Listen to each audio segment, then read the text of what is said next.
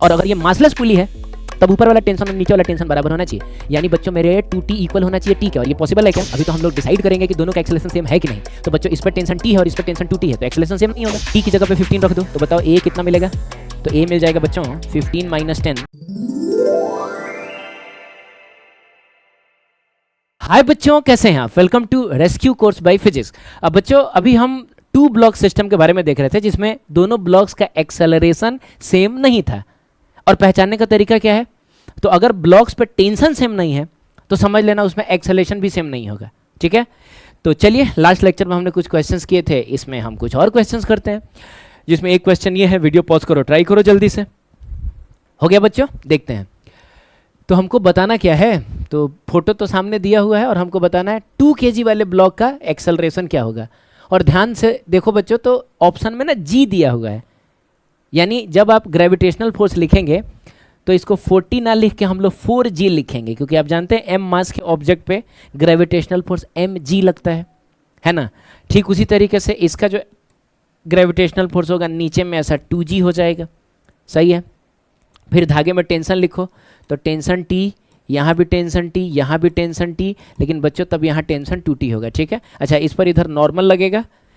अब हम acceleration draw करेंगे तो एक काम करते हैं, हम इसको नीचे भेजते हैं और इसको हम इधर भेजते हैं। ठीक है, इतना तो कंफर्म है ना बच्चों कि इसको नीचे खींचोगे तो इधर ही जाएगा।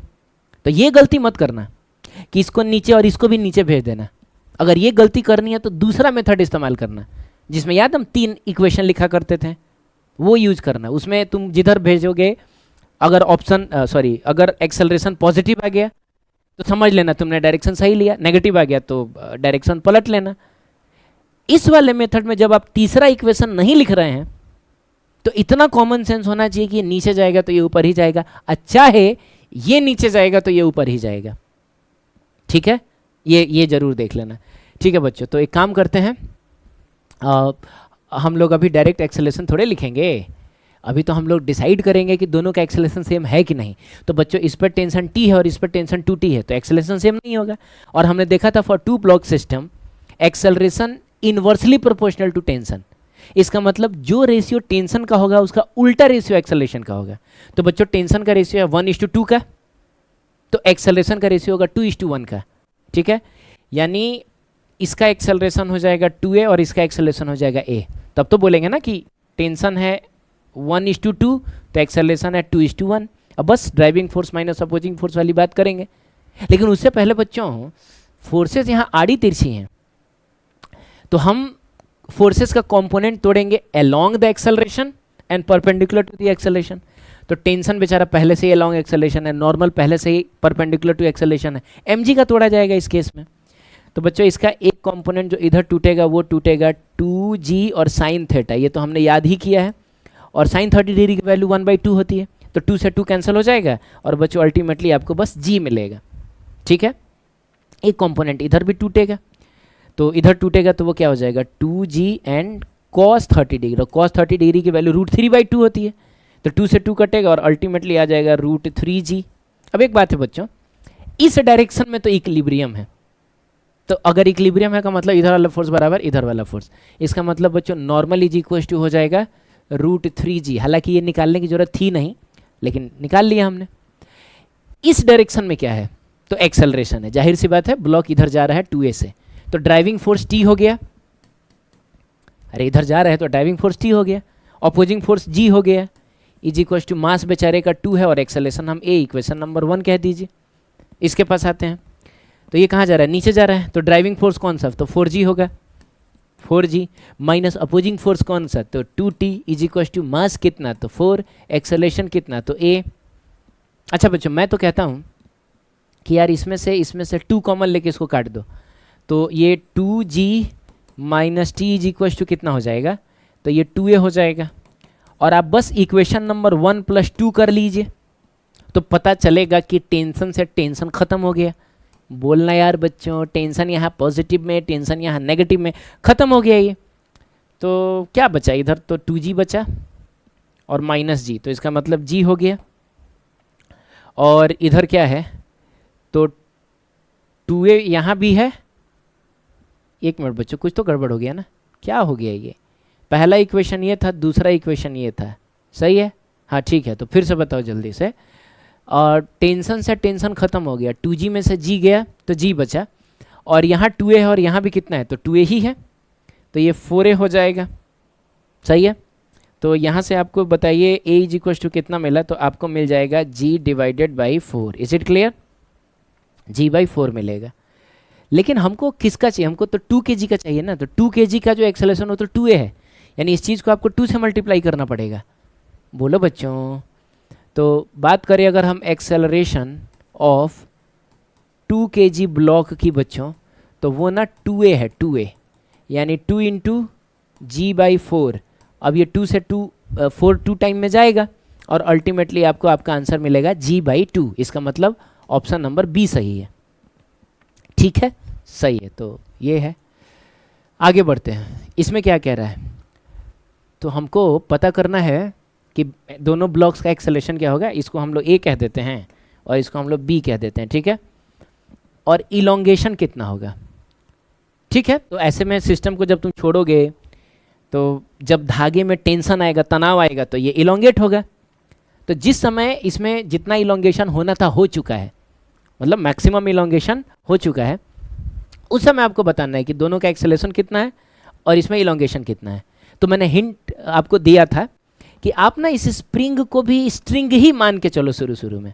समझो ये नॉर्मल एक धागा है, फिर इसमें टेंशन निकाल लेना और उस टेंशन को इक्वेट करा लेना kx से। ठीक है बच्चों, तो ट्राई करिए, आप पूरा स्ट्रिंग मान के चलिए, फिर दोनों का एक्सेलरेशन पहले निकाल लीजिए, फिर टेंशन निकाल लीजिए, फिर टेंशन को kx से इक्वेट करा के आप इलोंगेशन निकाल लीजिए, कर लीजिए। ठीक है बच्चों, कर लिया, देखा जाए, देखते हैं। तो बच्चों सबसे पहले तो यार ग्रेविटेशनल फोर्स लगाओ, फ्री बॉडी डायग्राम ड्रॉ करो। 100, इस पर भी नीचे कितना 100, इसमें टेंशन T, इसमें भी टेंशन T, इसमें भी टेंशन T, तो इसमें टेंशन 2T होगा। अब रही बात एक्सेलरेशन की, तो एक काम करते हैं, इसको नीचे भेजते हैं और इसको ऊपर भेजते हैं। ठीक है, हम इसको भी स्ट्रिंग ही मान लेते हैं। सही है। अब कैसे लिखा जाए एक्सेलरेशन, तो सेम तो नहीं होगा बच्चों, क्योंकि इसमें टेंशन 2T है, इसमें टेंशन T है। तो हम जानते हैं कि जो रेशियो टेंशन का होता है उसका उल्टा रेशियो एक्सेलरेशन का होता है। तो टेंशन का रेशियो 2:1 का, तो एक्सेलरेशन का रेशियो होगा 1:2 का, यानी इसका एक्सेलरेशन A होगा तो इसका एक्सेलरेशन 2A होगा। क्लियर? ठीक है। अब चलिए इसके लिए इक्वेशन लिखते हैं। तो ड्राइविंग फोर्स कितना, तो 2T माइनस अपोजिंग फोर्स कितना, तो 100 इज इक्वल टू मास बेचारे का कितना है, तो 10 है, और एक्सेलरेशन A है। अच्छा, मैं कहता हूँ कि इसमें और इसमें से ना 2 कॉमन लेके इसको काट दो, तो ये T minus 50 is equal to 5 into A होगा, इक्वेशन नंबर 1 कह दो। ठीक है, अब इसके लिए लिखो। तो बच्चों ड्राइविंग फोर्स कितना होगा, तो नीचे जा रहा है, तो नीचे जा रहा है तो 100 होगा, माइनस अपोजिंग फोर्स कितना, तो T होगा, मास कितना, तो 10 होगा, एक्सेलरेशन कितना, तो 2A होगा, और इक्वेशन नंबर 2। अब आप इसको ऐड कर दो यार सीधे, दोनों इक्वेशन को ऐड करो, तो पता चलेगा कि टेंशन से टेंशन गायब हो गया। अब यार एक बात बताओ यार, ये कितना है, तो 100 माइनस 50 तो 50 हो जाएगा, इज इक्वल्स टू, ये तो 20 है ना, और 5 तो 25A, यानी A इज इक्वल टू हो जाएगा 50/25 means 2 metre per second square. और बच्चों एक्सेलरेशन पॉजिटिव में है, इसका मतलब आपने बिल्कुल सही माना है। सही है, यानी ये वाला जो ब्लॉक है ना, ये ऊपर ही जा रहा होगा। मैं अगर बात करूँ बच्चों, अच्छा एक काम करते हैं ना, हाँ A और B दिया भी है, तो इसको A मान लेते हैं और इसको B मान लेते हैं। तो अगर मैं बात करूँ A की, A नाम के ब्लॉक की, तो ये ऊपर जा रहा है A एक्सेलरेशन से, which is 2 metre per second square. ठीक है, और अगर बात की जाए B की, किसकी बच्चों बताओ जल्दी, B की बात की जाए, तो B जो है वो नीचे जा रहा है 2A से, तो 2A का मतलब क्या हुआ, 2, और A की जगह पे हम 2 लिख देंगे, यानी ये नीचे जा रहा है 4 मीटर पर सेकेंड स्क्वायर से। तो आप देख लीजिए कौन सा ऑप्शन है जिसमें पहला वाला ऊपर जा रहा है, दूसरा वाला नीचे जा रहा है। तो ये तो नहीं है ना बच्चों, ये और ये तो नहीं है, यही दोनों में से कोई होगा। और दिख भी रहा है 2 मीटर पर सेकंड स्क्वायर से ऊपर, 4 मीटर से नीचे, और वो भी 2 मीटर पर सेकंड से ऊपर 4। अच्छा हाँ, तो अभी इलोंगेशन भी तो पता करना है। इलोंगेशन डिसाइड करेगा कि इन दोनों में से कौन सा आंसर होगा। तो इलोंगेशन निकालने के लिए हम क्या करेंगे, हम पहले इस धागे का टेंशन पता करेंगे। अरे स्प्रिंग इसी धागे से ना अटैच है, तो टेंशन पता करो और उसको KS से इक्वेट कर देना। तो टेंशन पता करने के लिए काम करते हैं हम इक्वेशन नंबर 1 का सहारा लेते हैं। तो हम लिखते हैं by equation 1 t minus 50 is equal to 5 और a की जगह पे कितना तो 2 रखना है। सही है। अब यहाँ से बताओ तुमको टेंशन कितना मिला, तो 50 को इधर भेजो तो पॉजिटिव हो जाएगा, तो और ये 10 हो जाएगा, तो बच्चों ये हो जाएगा 60 न्यूटन। और सिंस वी नो दैट कि अगर स्प्रिंग है उस धागे से अटैच्ड सॉरी बच्चों, तो टेंशन इज इक्वल टू होता है kx। अब t की जगह 60 रखोगे, k की जगह 1000 रखोगे, क्वेश्चन में दिया है ना 1000 न्यूटन पर मीटर, और x को x रहने दो, तो यहाँ से बताओ x इज इक्वल टू कितना मिलेगा, तो 60 डिवाइडेड बाई 1000 मिलेगा। अब ये तो कट जाएगा और आंसर देखो मीटर में आएगा। अब मैं एक चीज़ आपको बता दूं कि ये जो नीचे वाला 100 है वो ऊपर जाकर 10 टू द पावर -2 बनेगा। अरे नीचे है तो 10 टू द पावर 2 है, ऊपर जाएगा तो 10 टू द पावर -2 बनेगा। और आप जानते हैं बच्चों 10 टू द पावर -2 का मतलब सेंटी होता है, जिसको हम डिनोट करते हैं c से। ठीक है, इसका मतलब इसका आंसर हो गया 6 सेंटीमीटर। तो जाहिर सी बात है ये ऑप्शन नंबर बी ही सही होगा, है ना बच्चों। ये सी है और ये डी है। क्लियर, सिंपल है। आगे बढ़े बच्चों, सही है। चलिए ये ट्राई करिए, वीडियो पॉज करो, ट्राई करो, जल्दी करो। कर लिया आपने, देखते हैं। In the arrangement shown in the figure neglect the mass of the pulley and the string. अच्छा जी, तो कोई पुली में मास नहीं है, किसी स्ट्रिंग में मास नहीं है, मास बस इसी दोनों के पास है। ठीक है। The acceleration of the block A B is कितना, तो क्या करोगे, सबसे लंबे वाले धागे में पहले टेंशन लिखो। पहले तो नीचे यार इस पर mg लिख दो, और इस पर भी नीचे क्या लिख दो, तो mg लिख दो। अब इसमें टेंशन t, तो यहाँ भी टेंशन t, तो बच्चों यहाँ भी टेंशन t, तो जाहिर सी बात है यहाँ भी टेंशन t। ठीक है, और इसमें टेंशन कितना होगा, तो 2t होगा। अब एक प्रॉब्लम हो गया यार, ये वाले पुली को ध्यान से देखो, इसमें मास नहीं है, इसका मतलब ऊपर वाला टेंशन और नीचे वाला टेंशन इक्वल होगा। और ध्यान से देखा जाए बच्चों तो नीचे टेंशन 2t है, अरे यहाँ से लेकर यहाँ तक टोटल टेंशन t है, यहाँ भी t है। तो अगर हम देखें तो इस पुली पर नीचे t और t 2t है, तो लेकिन ऊपर तो t ही है। और अगर ये मासलेस पुली है तब ऊपर वाला टेंशन और नीचे वाला टेंशन बराबर होना चाहिए, यानी बच्चों मेरे 2t इक्वल होना चाहिए t के। और ये पॉसिबल है क्या, तो ऐसे में आपको लग रहा होगा नहीं पॉसिबल है, लेकिन है। कब, जब आप इस t को इधर लेके आ जाएंगे और यहाँ से आपको t बराबर 0 मिल जाएगा तब। यानी ऐसा तभी पॉसिबल है जब इस धागों में कोई टेंशन ना हो, धागों में तनाव ही ना हो बच्चों। आप समझ रहे हैं, तो पूरे धागे में टेंशन 0 है। तो अब अगर आप इसका फ्री बॉडी डायग्राम बनाएंगे, ए का फ्री बॉडी डायग्राम बनाएंगे बच्चों, ए का जिसका मास m है, बोलो तो नीचे क्या लगेगा mg, और ऊपर कुछ नहीं लगेगा। अरे मैं मानता हूँ कि t लग रहा है, लेकिन t की वैल्यू तो 0 है, इस पर लगने वाला जो टेंशन है वो 0 है। तो अगर इसके एक्सेलरेशन को हम लोग कुछ a बोल दें, तो ड्राइविंग फोर्स कितना है mg माइनस अपोजिंग फोर्स कुछ है नहीं, मास m है और एक्सेलरेशन a है। अब देखा जाए तो बच्चों m से m कट जाएगा और a जो होगा वो कितना होगा g।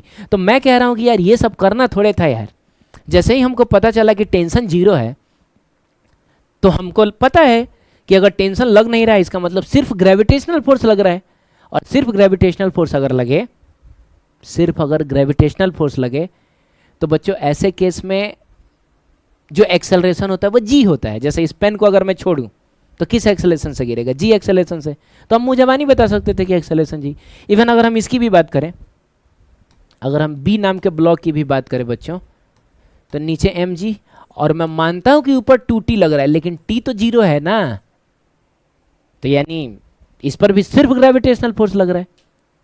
तो इसका एक्सेलरेशन अगर नीचे की तरफ कुछ a भी ले लिया जाए, तो बच्चों driving force mg minus opposing force तो कुछ है नहीं, इज इक्वल टू मास, और एक्सेलरेशन को a भी लिख लो, m से m कैंसिल हो जाएगा, और A B is equal to कितना हो जाएगा, तो बच्चों मेरे g हो जाएगा।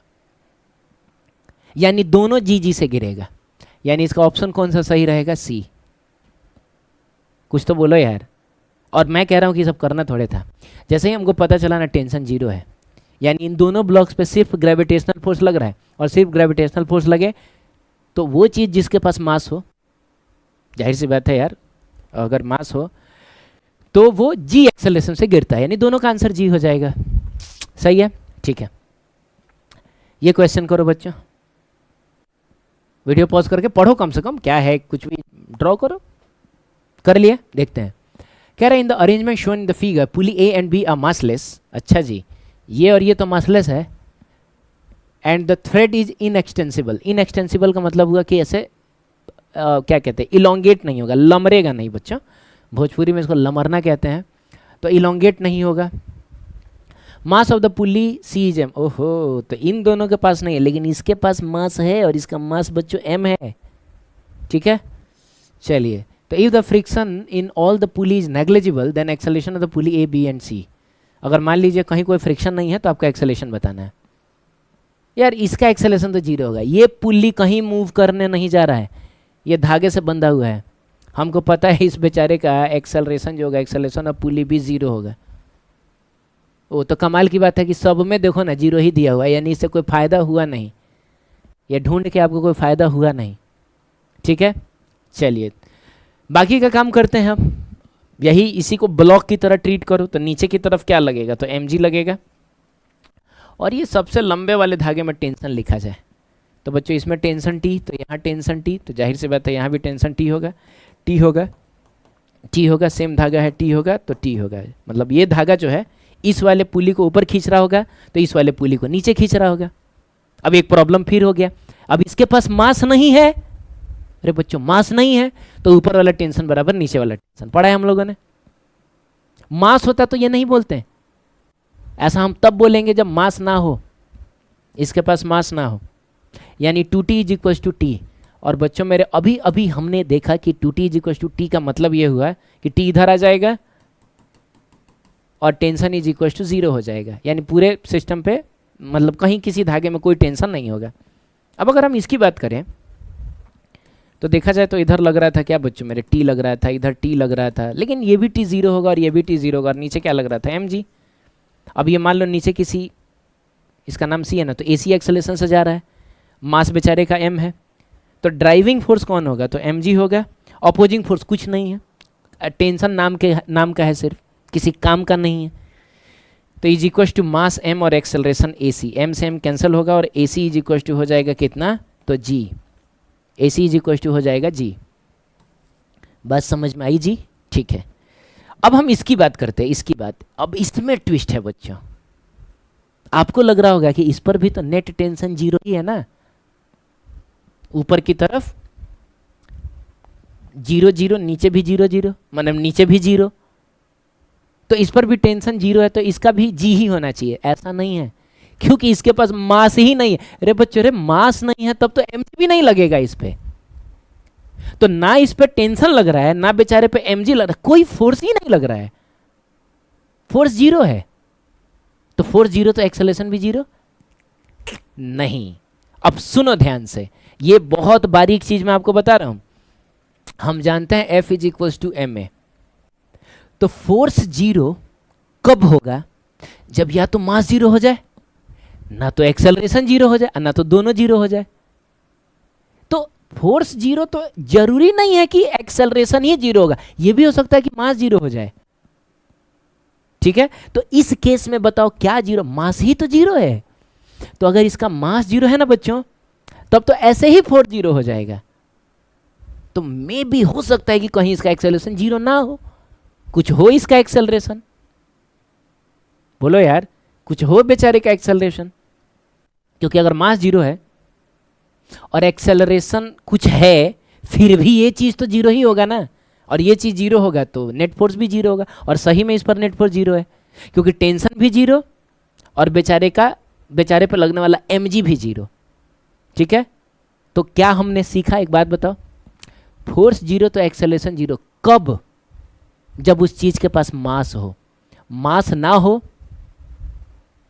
तो फोर्स जीरो होने के बावजूद भी एक्सेलरेशन आ सकता है।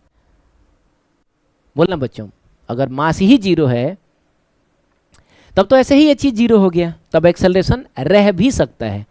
तो इस चीज का एक काम करता हूं, मैं कुछ नोट्स बना के लिख देता हूं ना, कि if m is equal to zero then f is equal to zero होगा ही, बट a मे और may not be zero, acceleration zero हो भी सकता है और नहीं भी हो सकता है, और यही वाला केस है।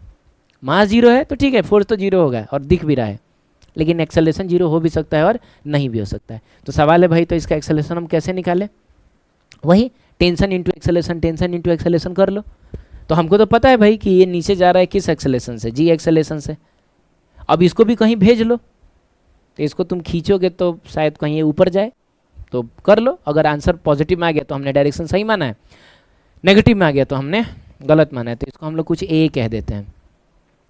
अब ना इसका थोड़ा बनाओ फ्री बॉडी डायग्राम। तो बच्चों ऊपर क्या है, 2t है, और नीचे क्या है, t है। अगर हम ए की बात करें तो इसका मतलब ऊपर की तरफ सिर्फ t ही बचा ना, और एक्सेलरेशन भी हमने कहाँ माना है, ऊपर ही माना है ए। ठीक है, ये हम किसकी बात कर रहे हैं बच्चों, हम ए की बात कर रहे हैं। अब थोड़ा उस सी की बात कर लो, क्योंकि ये तो कहीं जा नहीं रहा है, इसका तो कोई एक्सेलरेशन है ही नहीं। तो हमको लिखना क्या होता है, tension into acceleration, tension into acceleration, tension into acceleration. इसका एक्सेलरेशन नहीं है, इसका मतलब ये वाला मतलब हमारे इक्वेशन में पार्टिसिपेट नहीं करेगा। ठीक है, इसकी बात करें तो ऊपर क्या लग रहा है बच्चों, 2t लग रहा है, और नीचे तो कुछ लग नहीं रहा है, और ये इसका एक्सेलरेशन नीचे की तरफ जी। अब आप बताइए, हम बात करें अगर इसकी और इसकी, तो टेंशन t है और एक्सेलरेशन ए है, और टेंशन और एक्सेलरेशन सेम डायरेक्शन में, तो प्लस में ही रह जाएगा। अगर हम इसकी बात करें तो बच्चों टेंशन ऊपर है लेकिन एक्सेलरेशन नीचे है, तो माइनस आएगा, और कितना आएगा, तो 2t और into G is equal to 0। ठीक है, अब t कॉमन होकर उधर चला गया तो t तो ऐसा ही खत्म हो गया।